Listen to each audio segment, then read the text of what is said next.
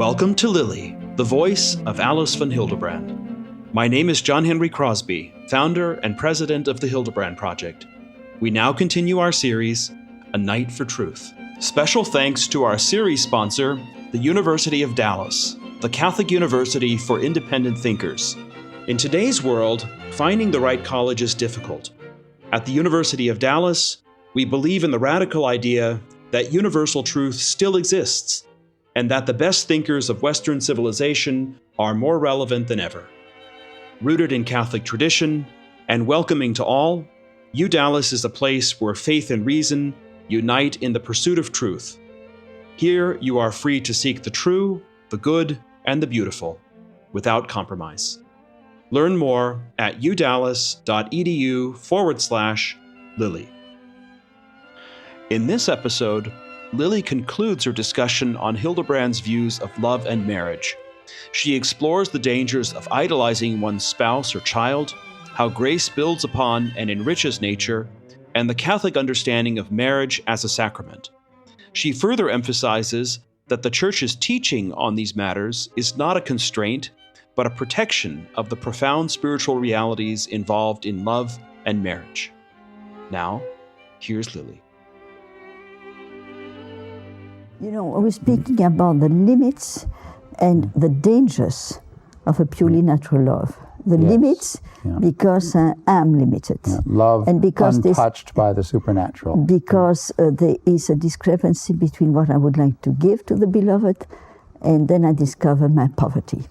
And you know, this is of course a source of suffering. I would like to give you so much, but I can very much, as if you say, I would love to give you gems, but all that I can give you is an edelweiss. That's all I have. And you feel somehow that you are so weak and miserable that you cannot live up to the demands of love. But they are negative dangers. And one of them is extremely prominent in the lives of many people. That you make of your husband or you make of your child your God. It becomes absolutely everything, and to such an extent that God becomes quite a secondary figure or is even totally eliminated. And of course, it is genuine when you say to your husband or to your wife, I can't live without you, or I cannot conceive my life without you. Yes, this is a fine line we're on here, because of course, a good bit of the time we need to be saying, especially to the husbands, pay attention to your wife, love your wife, let her be the focus of your life. And yet at this point, you or your husband are rightly pointing out, yes, but even that can become an idolatry. There is a point at which that can become Tom, you had the generosity of pointing to the weaknesses of men. And you know, I was grateful that you did so, because it's a lot better if it comes from the male side than the female. But now let me point to a weakness of women. I do believe the danger to idolize one's husband or one's child is still greater for a woman, because she's so person-centered. You know, see, I mean, let us say the normal woman, and I don't know how many are left among the feminists, the normal woman cares more for a person than for the impersonal, for the living than for the non-living, for the concrete than the abstract. And therefore, you know, her whole heart and attention is geared on husband and child. And therefore, the danger of idolizing them, of making of your husband or your child the center of your life. I mean, I know cases in my own personal life, in my family, that one of my aunts lost her child when she was 5 or 6. And the result was, to God, how dare you do that to me? You know that this child was my joy. Same thing about my husband. How dare you? You give it to me, and the next moment you take it away. And you see, and once again, after his conversion, my husband had a totally new view of marriage that he always prized so highly. Let's keep this in mind. He was not someone who had just considered marriage to be, well, a conventional affair, and you marry someone to procreate, and that's all there is to it.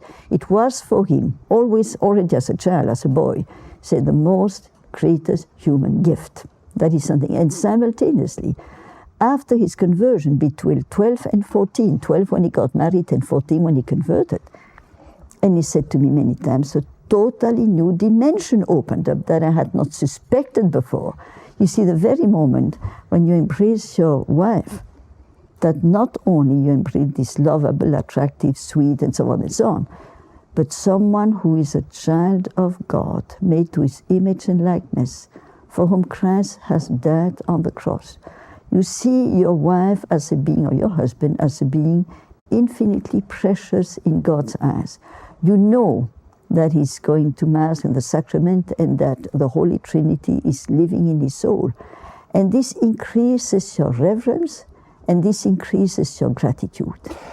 You know, if I, as a mere reader, shall we say, and a lover of your husband's work, can just underline this, it's a crucial point, and I think it is a point which many of our non-Catholic Christian brethren miss.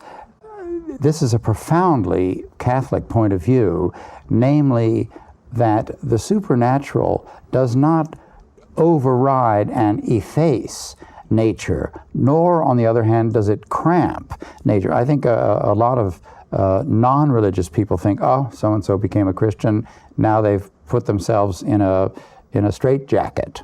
I know when T.S. Eliot converted to Christianity, the intelligentsia said, well, poor old Tom Eliot, you know, he's become a Christian, that'll be the end of his poetry. And of course, he wrote his greatest poetry after that.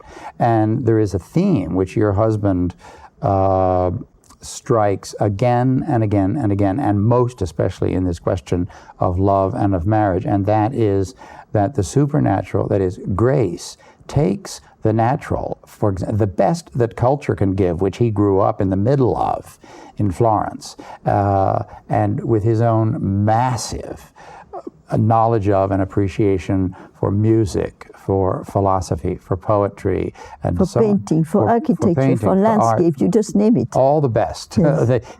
He was a wonderful European, which I'm afraid, you know, we in America have to sort of look across the Atlantic at that. But in any event, from the point of view of someone who had authentically savored the very best that human culture can give, and who knew this, and who had a discriminating eye and ear and heart for all of this, when he, shall we say, stumbled upon the experience of the supernatural, or let's put it the other way, when God granted him the gift of grace, of the awareness of the supernatural, not only was all this that he had known not effaced or jettisoned or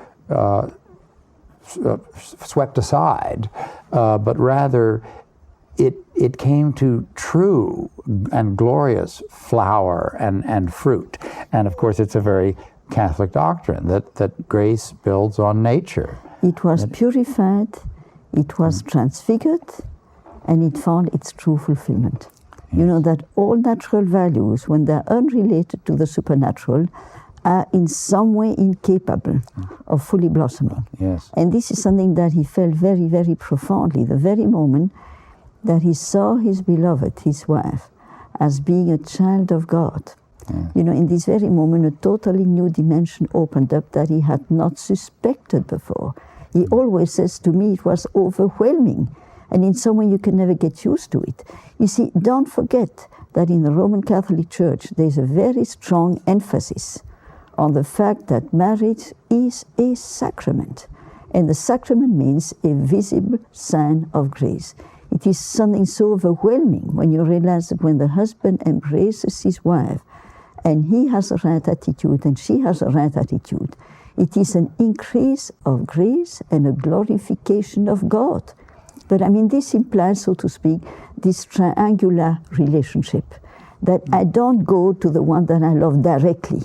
It seems to be a shortcut, and it's a supernatural detour.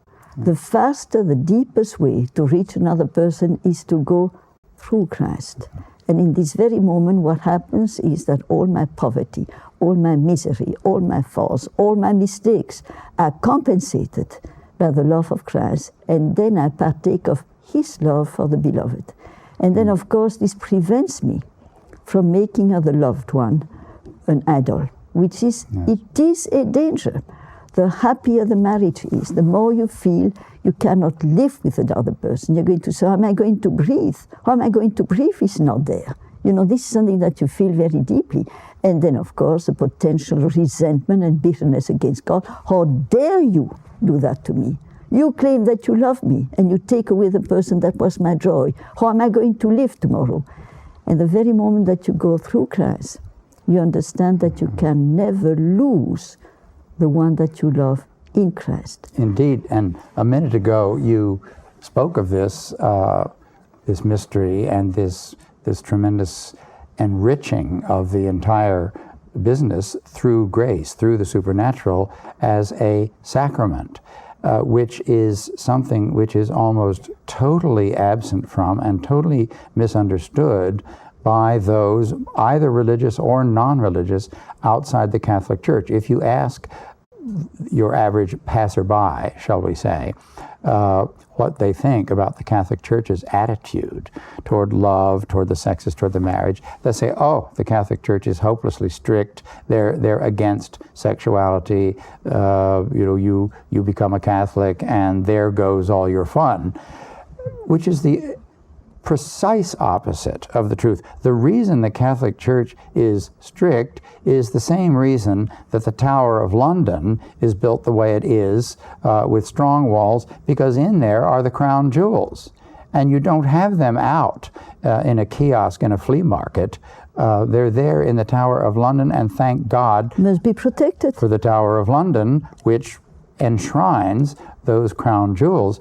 And the so-called strictness of the Roman Catholic Church on this topic of the sacrament of holy matrimony is precisely because it is such a rich and gloriously, even, shall we say, hilariously, in the old Greek sense of hilarion, splendid thing.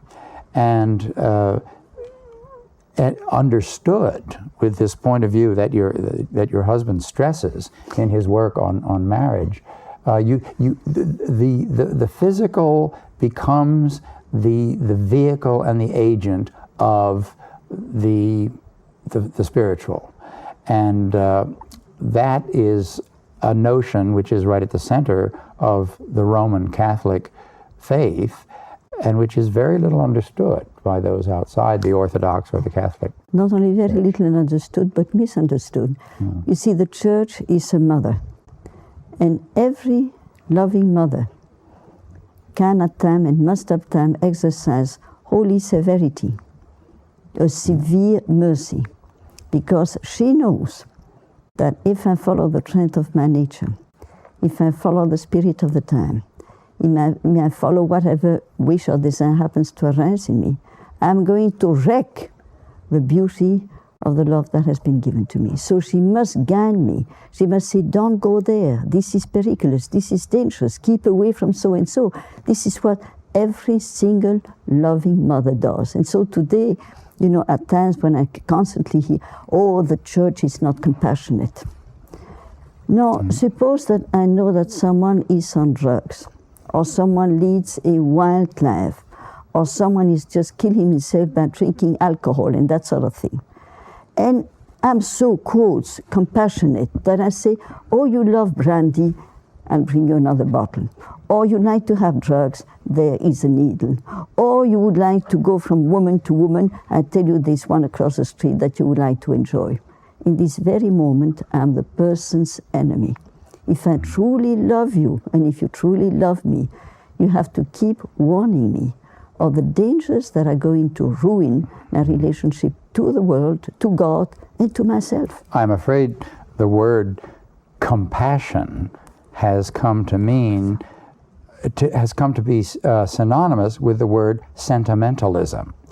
Compassion, absolutely, even I'm afraid in religious circles, has come to mean, well, I'll give you what you want. I will make you comfortable. Compassion is a soft pillow. And you use the expression a severe mercy. It may well be that the mercy of God is a severe thing. It may cause me intense pain. I mean, if I am dependent on some substance or other, the only way toward my freedom is some sort of a thou shalt not. It's not compassion to say, oh, well, I'll help you get what you want. That's not compassion. It is treason of love and friendship. Because, I mean, ultimately, this, la trahison des clercs, let us say there is a whole hierarchy. And this is something that my husband understood so profoundly when he converted. The highest expression of love is to burn, to wish, to try to collaborate to another person's salvation. What good does it do a husband to spoil his wife and give him whatever she wants, if this is the way that is going to lead her to perdition? You see, this is number one. Once this is firmly established, all the things that are truly beneficial to the beloved are things that you wish to give him. But very often there's going to be a conflict. You know, that if you give him so and so and so. I mean, for example, if you feed another person on compliments, I know cases like that you pay a person so much compliment and more compliment and so on, that finally he becomes addict to compliments. And almost necessarily, if he don't get compliments, he's going to revolt, to find that it's unjust and it is unfair, nobody will understand me, and so on and so on. Instead of understanding that in education, as Plato has already seen, there must be a loving balance between a compliment as an encouragement and simultaneously a warning. Don't do so and so and so. And I warn you because I love you. Yes. You see, I mean, in other words, and this is something that I would like to say emphatically, and then maybe we can complete this very, very brief and unsatisfactory sketch of what my husband has said, but I hope that if people are in some way moved by it, they will turn to his book and read himself. Nothing is lost by turning to the supernatural, and everything is enriched and fulfilled, because a purely natural love can never find in and by itself its own fulfillment. Yes. But that's very little. From the outside, it looks as though the Catholic is squeezing himself into a little prison or straitjacket or of thou shalt nots and thou shalt nots, and they don't understand what the present Holy Father has said so clearly in Veritatis Splendor and many, many of his writings, namely that the thou shalt nots are warning signs. They're exactly like a sign that will say, don't drive over the cliff here. Or don't take this particular thing, it's poison. Yes, or don't put your finger in the fire. It is that they are infallible and God-given indications to rescue us from ruin. And the strictures, we might say, that seem to surround marriage understood as a sacrament are nothing at all but the strong walls of the Tower of London to enshrine something. Yes. Because it is an expression of God's concern in his infinite wisdom to warn me how easily I can ruin every single gift that he gives me. Yes.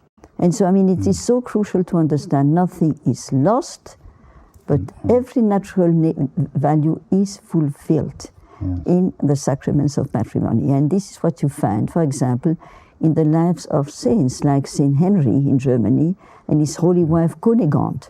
And you know, they had a holy marriage. The tenderness, the sweetness, the beauty, the self-donation, the joy of the other person, and simultaneously through Christ. And so one of them dies, the other one suffers intensely, but you know, there are tears that are bitter, and there are tears that are purifying, and tears of gratitude, and noble tears. You know, it's one of the most fascinating things to talk about tears, because there are so many types of tears. There are tears of anger, there are tears of bitterness, it's despair, revenge, rage, and so on and so on. And there are holy tears of St. Peter after his denial of Christ, you know, that purified him. And you simply say, I mean, when you lose your beloved, sunt lacri rerum, as says Virgil. There are things that call for tears. Obviously, you've got to cry and simply say, oh, it's marvelous, it's gone to God, goodbye. Of course, your heart bleeds. But simultaneously, when you contemplate Christ on the cross, and you contemplate his immense suffering to save us, and you know The beloved one has gone to God, and through God, it cannot be lost. This is a one bam that can be given to suffering widows and widowers, you know. It's a temporary separation, but this love doesn't die. It's a physical separation, but love does not die. It's stronger than death. You know, as a matter of fact, Saint Augustine has formulated this very beautifully.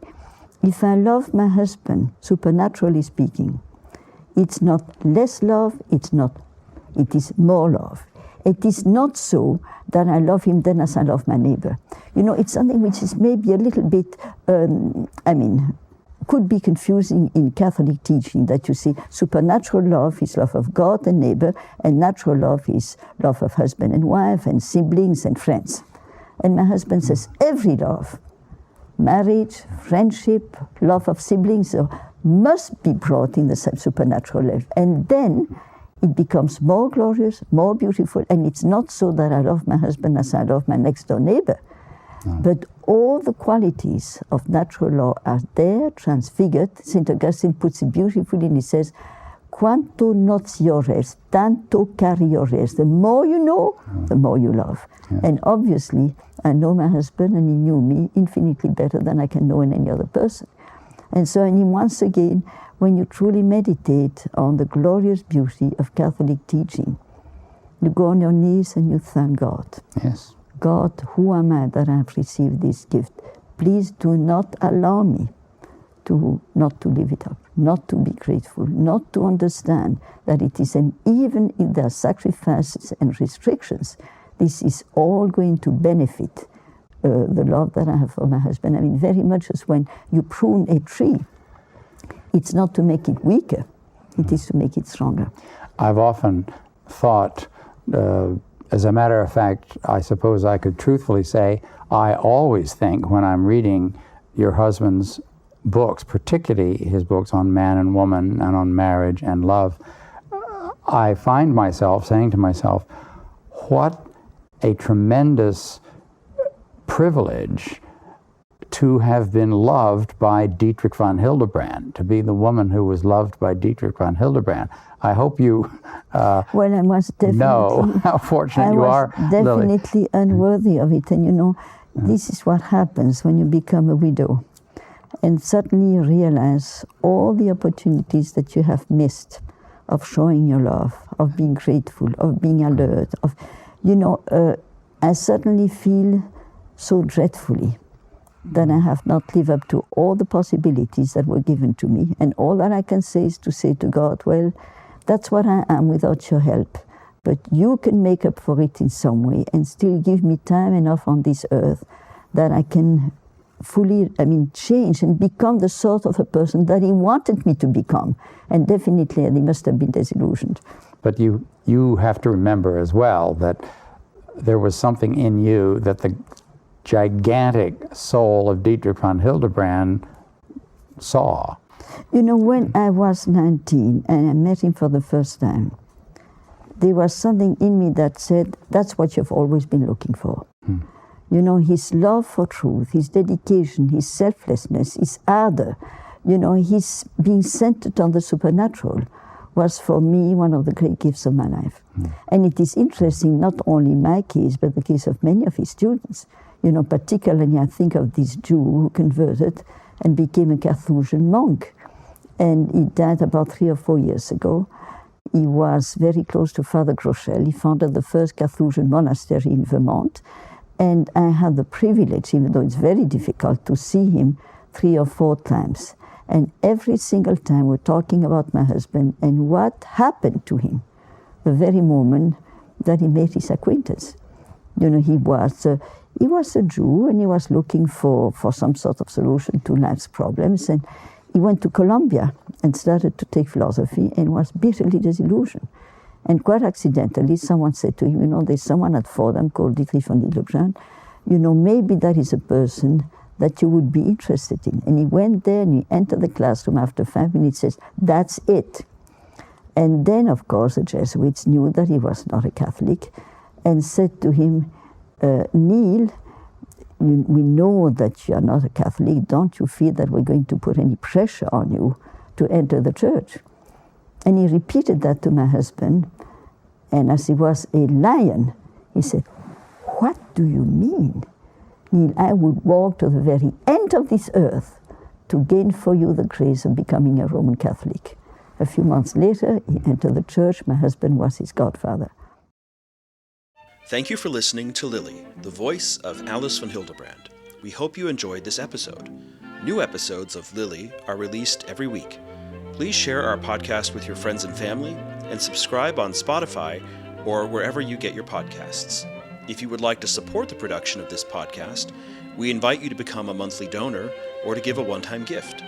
To donate, please visit hildebrandproject.org/giving. For more information and updates, follow the Hildebrand Project on social media and sign up for our newsletter in the show notes. Thank you again for listening and helping support the legacy of Alice von Hildebrand.